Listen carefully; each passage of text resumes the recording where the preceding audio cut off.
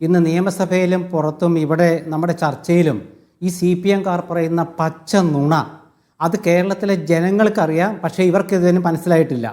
അവർ പറയുന്നത് കോൺഗ്രസ് 4 ദിവസമായിട്ടൊരു പ്രതിഷേധം നടത്തിയിട്ടില്ല, അതുപോലെ അസംബ്ലിയിൽ ഉന്നയിച്ചത് ഇന്നാണ് എന്നൊക്കെ പറഞ്ഞല്ലോ. ഈ വിഷയം ഉണ്ടായി 26-ാം തീയതി രാത്രിയിലാണ് ഈ ചാനൽ ചർച്ചയിൽ. 27-ാം തീയതി തന്നെ KSUവിൻ്റെ തൃശ്ശൂർ ജില്ലാ പ്രസിഡൻറ്റും അതുപോലെ ആലപ്പുഴത്തെ ഒരു നേതാവും പോലീസിൽ പരാതി കൊടുത്തു. അന്ന് തന്നെ 27-ാം തീയതി തന്നെ തൃശ്ശൂരിൽ KPCC പ്രസിഡന്റ് പത്രസമ്മേളനം നടത്തി. ആ പത്രസമ്മേളനത്തിൻ്റെ വാർത്ത ഹിന്ദു പത്രത്തിലടക്കം ഗംഭീരമായിട്ട് വന്നു. CPM-കാർ അവരുടെ മുഖപത്രവും അവരുടെ മുഖചാനലും മാത്രം കാണുന്നതുകൊണ്ട് ഒരു പക്ഷേ ഇത് കണ്ടിട്ടുണ്ടാവില്ല, ഞാൻ അവരെ കുറ്റം പറയില്ല. അതിനുശേഷം എല്ലാ പത്രങ്ങളിലും വന്ന എല്ലാ ചാനലുകളിലും വന്നു. കോൺഗ്രസ്സുകാരെ ദീപാദാസ് മുൻഷിയും BD സതീശനും സണ്ണി ജോസഫ് എല്ലാവരും കൂടെ ചേർന്ന് പ്രകടനം നടത്തി. ഇന്നല്ല 2 ദിവസം മുമ്പ്. അതുകൂടാതെ എല്ലാ ബ്ലോക്ക് കമ്മിറ്റികളുടെ നേതൃത്വത്തിൽ പ്രകടനം നടത്തി.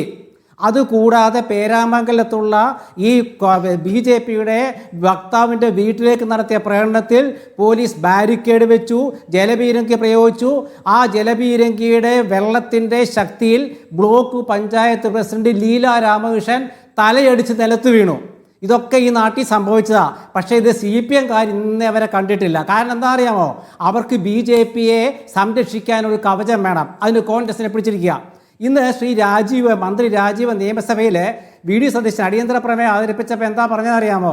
നിങ്ങൾ 27-ാം തീയതി ഇല്ല, 28-ാം തീയതി ഇല്ല, 29-ാം തീയതി ഇല്ല, ഈ ശനി ഞായർ നിയമസഭാ സമ്മേളനം ചേരുമെന്ന് പിന്നീട് ഒരുപാട് ട്രോൾ ചെയ്യാൻ കണ്ടു. മന്ത്രി രാജീവിന് അറിയില്ലേ 27, 27, 28 ശനി ഞായറാണെന്ന്? പിന്നെ ഇന്നലെയാണ് ഉണ്ടായത്. ഇന്നലെ അടിയന്തര പ്രമേയം എന്തായിരുന്നു? കേരളത്തിലെ ജനങ്ങളുടെ ഏറ്റവും മുഖ്യമായ വിഷയമായ സാമ്പത്തിക തകർച്ച, പട്ടിണിയെക്കുറിച്ചായിരുന്നു. അതായിരുന്നു ഇന്നലത്തെ ചർച്ച. ഇന്ന് അടിയന്തര പ്രമേയം അവതരിപ്പിക്കുന്നതിന് മുമ്പ് ഇന്നലെ തന്നെ സതീശൻ നിയമസഭയിൽ ഈ വിഷയം ഉന്നയിച്ചു. പക്ഷേ അടിയന്തര പ്രമേയമായിട്ട് ഇന്ന് കൊണ്ടുവന്നു. ഇന്ന് കൊണ്ടുവന്നപ്പോൾ സ്പീക്കർ എന്താ പറഞ്ഞേ? ആരെങ്കിലും എന്തെങ്കിലും ചാനലിൽ പറഞ്ഞാൽ, ആരെങ്കിലും ആണോ പറഞ്ഞത്? BJPയുടെ വക്താവ് മാത്രമല്ല, അങ്ങേരെ ഏതോ മേഖലയുടെ സെക്രട്ടറിയാണ്. അതുമാത്രമല്ല, ആരെങ്കിലും എന്തെങ്കിലും അല്ല പറഞ്ഞത്. രാഹുൽ ഗാന്ധിയുടെ നെഞ്ചത്ത് വെടിയുണ്ട വായിക്കുന്ന പറഞ്ഞത്. ആ ചർച്ചയിൽ ഉണ്ടായിരുന്ന കോൺഗ്രസിൻ്റെ വക്താവ് അപ്പോൾ തന്നെ അതിനെ എതിർത്തു. ഇനിയും ഈ കേസെടുത്തത് എങ്ങനെ അവിടെ പറയാം. ഈ കേസെടുത്തത് CC ശ്രീകുമാർ, KPCC സെക്രട്ടറി. ഇത് കേസെടുക്കാതായപ്പോൾ ഇവർ അന്വേഷിച്ചപ്പോൾ എന്താണ്? ഈ ചാനൽ ചർച്ചയിൽ പങ്കെടുത്ത ഇയാൾ ഇരുന്ന സ്ഥലം എവിടെയാണ്? അപ്പോൾ നോക്കുമ്പോൾ അദ്ദേഹം ഒരു സൂമിലാണ് ഇരുന്നത്. പേരാമംഗലത്ത് അദ്ദേഹത്തിൻ്റെ വീട്ടിലാണ്.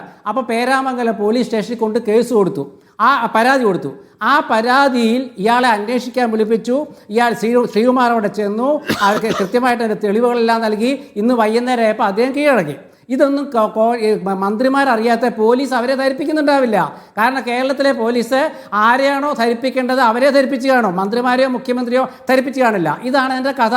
അപ്പോൾ ഈ നിതീഷ് പോലും കടിശ്ശേരി പോലും എത്ര പച്ചക്കള്ളമാണെന്ന് നോക്കൂ ഇവിടെ പറയുന്നത്. പച്ചക്കള്ളം എന്നുള്ളത് തെറ്റാണെങ്കിൽ വാസ്തവവിരുദ്ധമാണ് ഇവിടെ അദ്ദേഹം പറയുന്നത്.